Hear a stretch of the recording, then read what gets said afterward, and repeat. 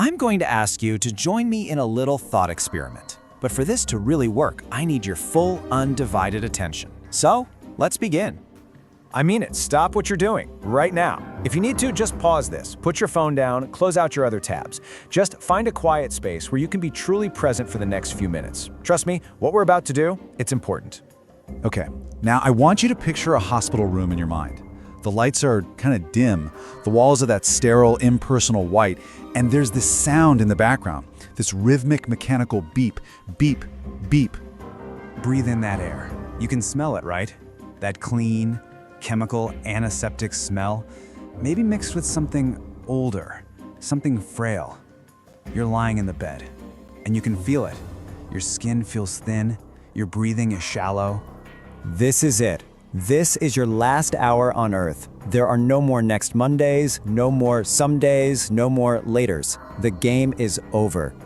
Now look around the room. It's filled with ghosts. But these aren't your relatives. No, these are the ghosts of your own unfulfilled potential.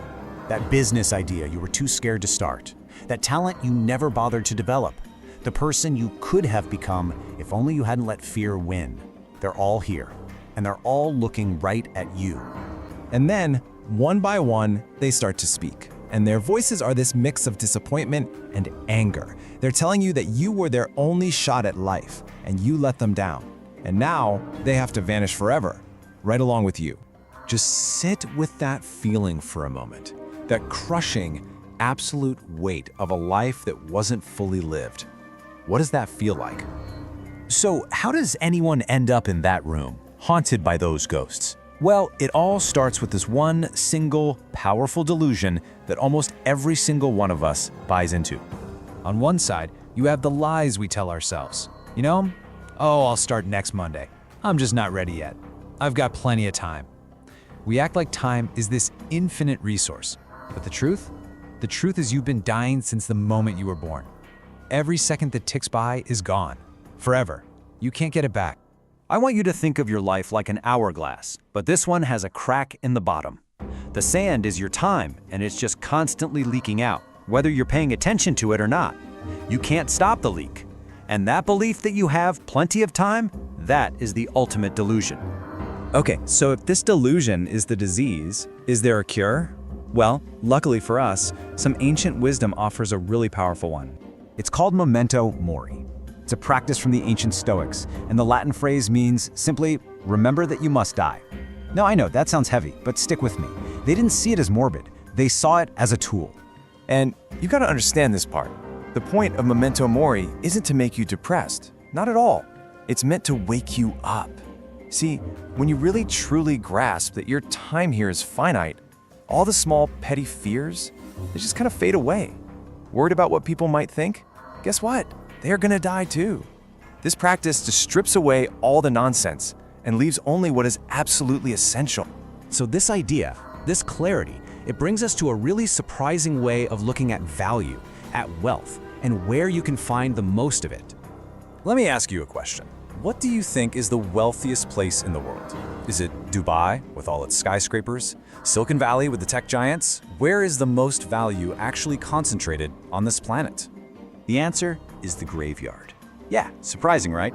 But if you think about it, it's absolutely true. The graveyard is by far the wealthiest place on Earth. Why? Because that's where you'll find all the inventions that were never invented, all the businesses that were never built, the songs that were never sung, the books never written. It's overflowing with potential that was never used. See, most people die full, carrying their greatest treasures with them to the grave. And that gives us a brand new mission, a new goal in life. Your goal is to arrive at your final day completely used up, to have poured out every single ounce of talent, every idea, every bit of love and creativity you have inside you. The goal is to die empty. All right, so let's bring all this home. Let's make this practical. Let's figure out how to turn this big, scary concept into your greatest advisor. Okay, open your eyes. Come back from that hospital room. You're here, right now. And that scene we imagined, it's not real. At least, not yet. The monitor hasn't flatlined. You can feel your own breath. The game is not over. You still have sand left in your hourglass. So here's the strategy. From this moment on, I want you to use death as your advisor. Whenever you feel that fear holding you back, that hesitation, just ask your advisor.